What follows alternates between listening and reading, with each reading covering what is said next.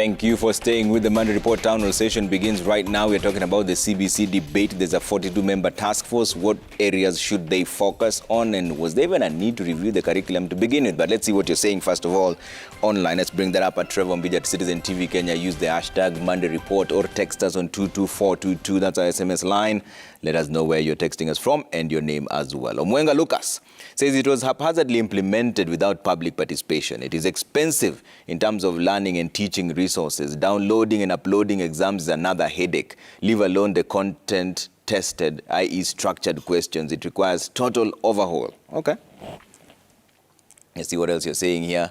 Wanaino Michael says the CBTC task force is missing very important people, teachers from public primary schools who have been encountering implementation challenges daily. Professors will just use theories to formulate a report. How I wish they visit these understaffed schools. Okay. Let's see what else you're saying here. Silvanos says CBC should be boosted and encouraged because some pupils are not good in class but are good in their talents. All right. Let's see, Fantas Mutiga says, CBC is a very good curriculum, but Kenya is not prepared. We should just revert to 844, and once we invest and have enough resources to facilitate it, we can introduce what we are having in schools currently. It's just a PR exercises. Okay.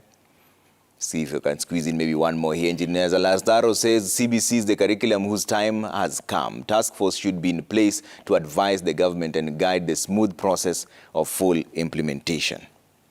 Okay. All right. Prof, let's start with you on this conversation. Was there even a need to review our education system to start with? And is CBC the solution? Thank you very much, Trevor. I think it's a good practice and a standard practice to review a curriculum at least every 5 years. And normally these reviews can result in major changes or small changes. So it is in order to review a curriculum regularly, at least 5 years.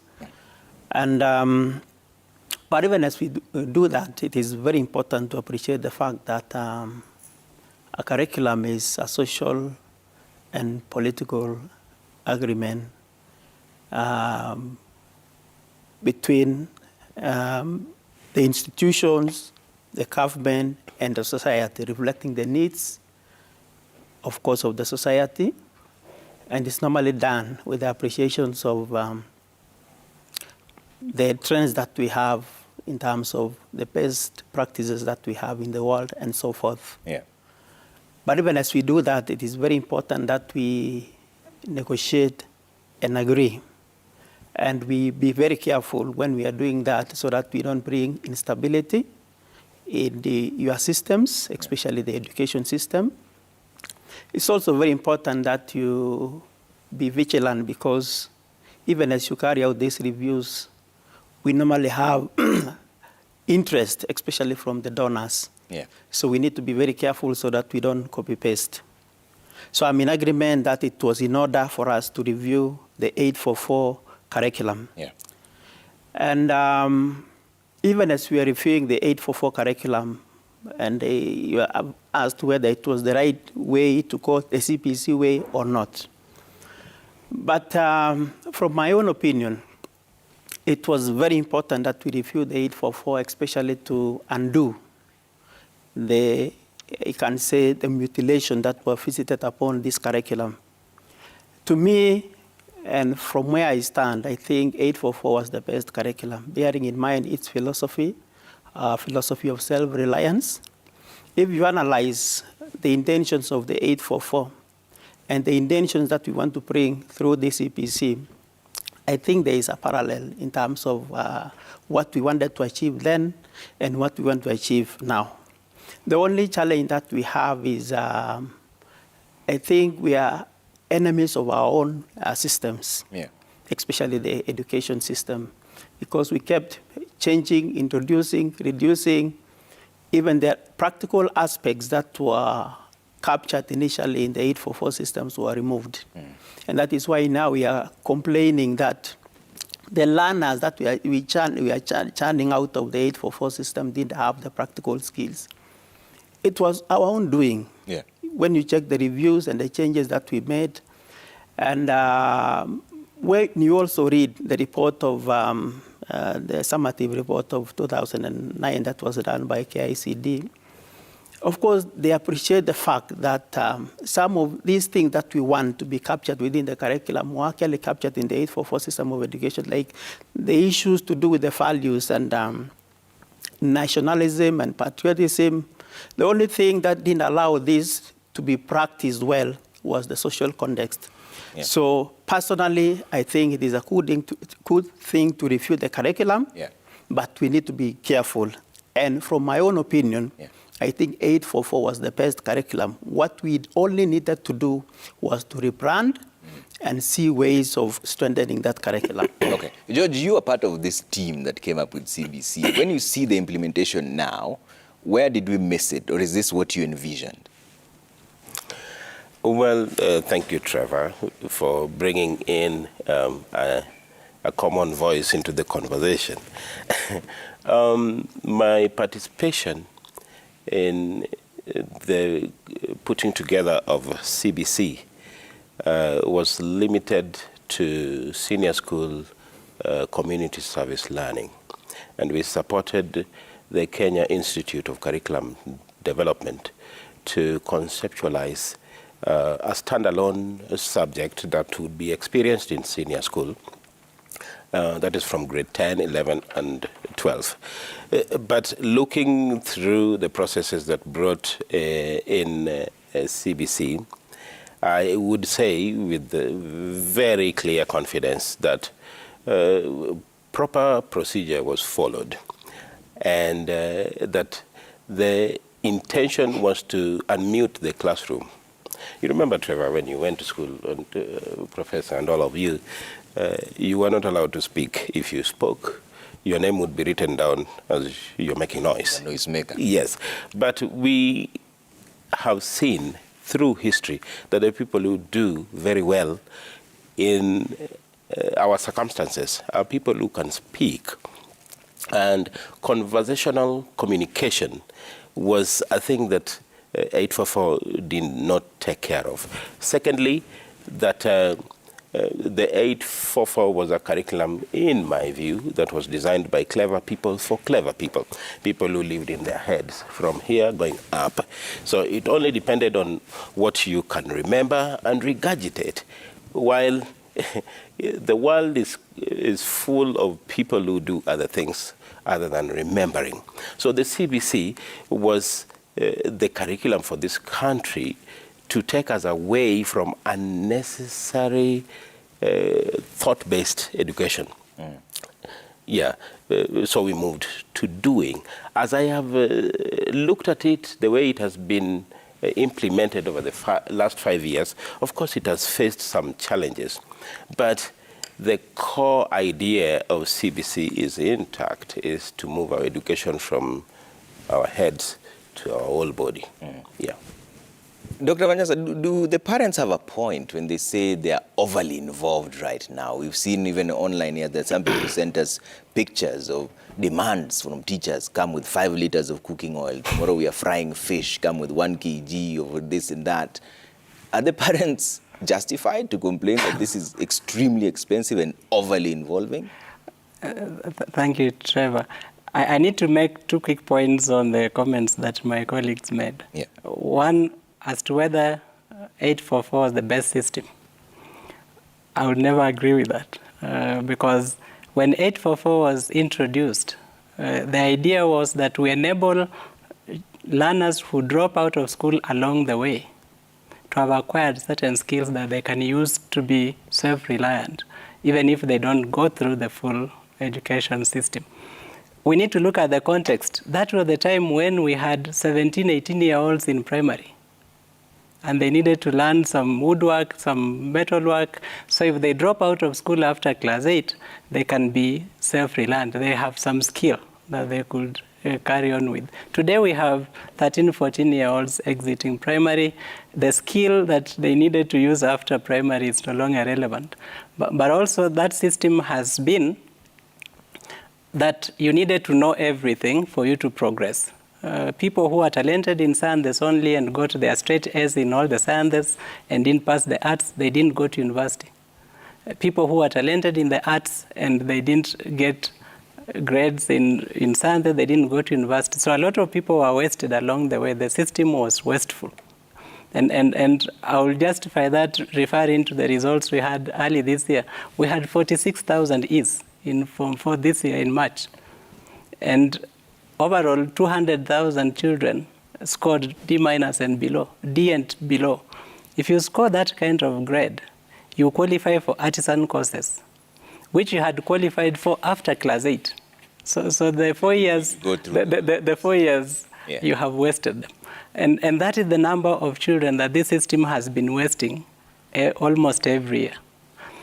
And I need to also make another clarification around the issue of 844 and CBC.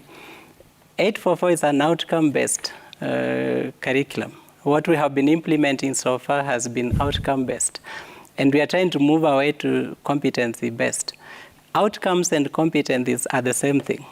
What is different is that in competency-based, we are focusing on every learner achieving the best they can achieve. It's learner-centered. In the outcome-based system, we are focusing on a predetermined outcome that we want everyone to achieve. Yeah. It's not learner-centered. And that failure to be learner-centered is what has resulted into the wastage that we have had over the years. And that is why there was need to move to CBC to say, not everyone is talented in the same things and the same way. Let us allow everyone to excel in what they are able to excel in. They will still add value to this society and to themselves. Yeah. So are parents over-involved? There could be a point there. This is a discussion we had with some colleagues when this discussion on CBC was going on and parental engagement, in the sense that slightly there was over-focus on the Nairobi parent when conceptualizing the role of the parent in CBC implementation.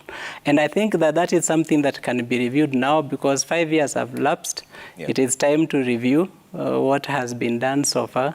We can review that because there was this conception that parents don't want to sit with their children, so we must find a way of tying them to participating in the learner's work. We didn't realize that the Nairobi parent is not the typical parent in our school system.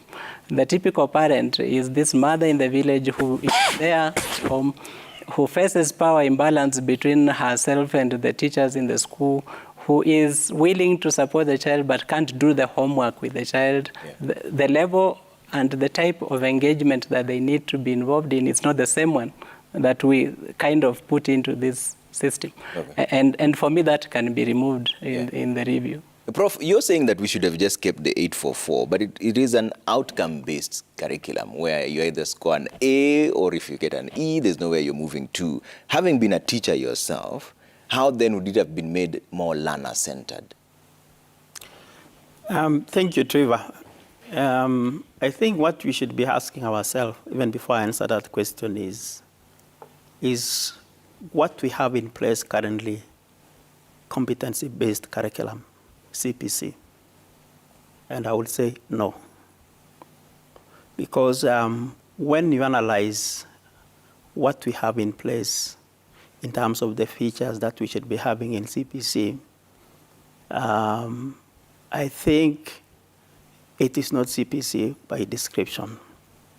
One, in CBC, and I agree with my colleagues, learning is fixed, but time is variable.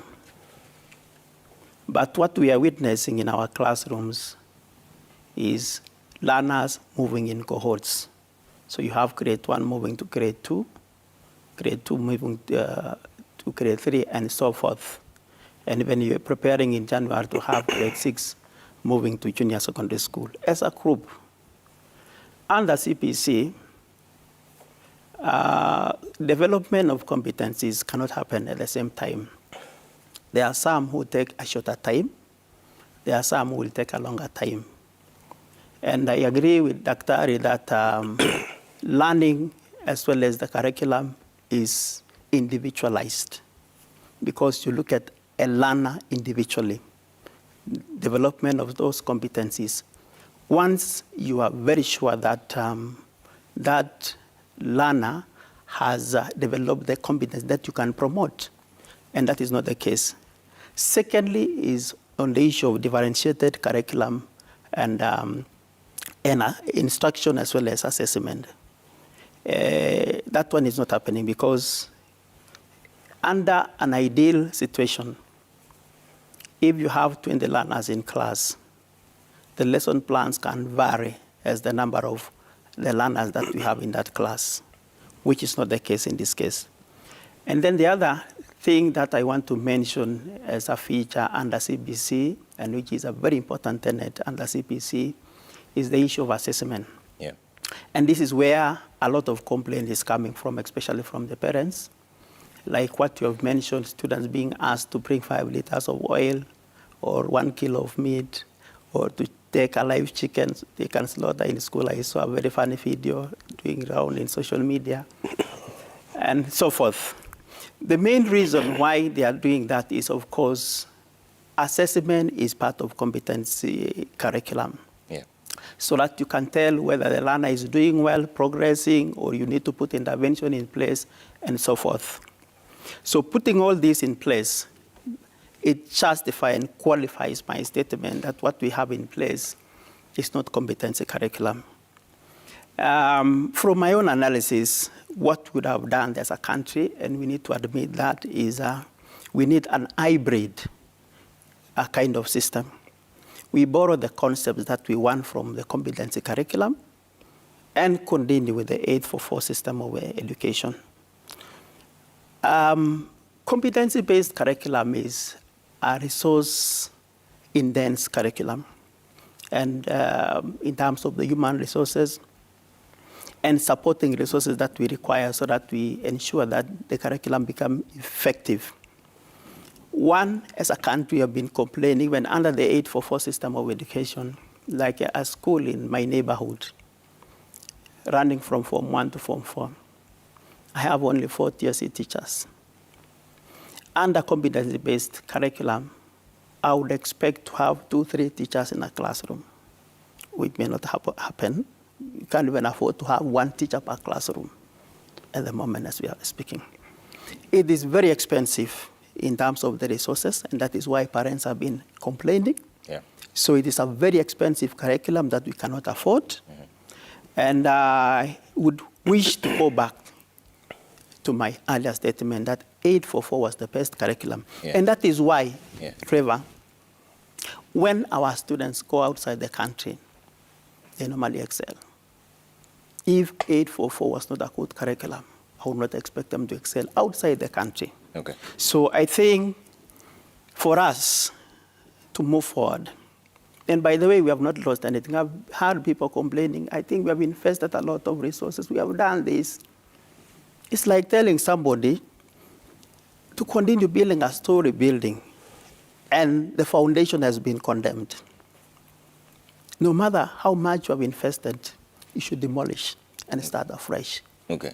And that should be the way we should go, even with this CPC. All right. George, Governor Barchok is very clear that this is demolished and we start afresh. But there's something you mentioned that I found very interesting. The development of competencies cannot be developed at the same time for each student. Therefore, we are not achieving the spirit of CBC. Do you agree with that? That it is true that you can't develop somebody's talent at the same time? Well, Trevor, developing competencies would be, in my view, the most important thing in education. It's about how do we help each and every child to be able to do something with their life when they get out of school. That should be more important than scoring a grade A in math or in chemistry. And I would argue that the CBC, I am a parent. I have one child who is in PP2, and he is one of the most communicative people I have engaged with. And thanks to CBC, I can see very clearly how his talents, his interests are being taken care of. I know that there are challenges, and I will tell you what the challenges are. And they are not challenges that would make us go back to 844. It would be a terrible idea, in my view, to go back to 844. The challenge is simple. That several countries have attempted to implement CBC, and several countries in south of the Sahara have flopped. And they have flopped because of three reasons. One is teacher preparation.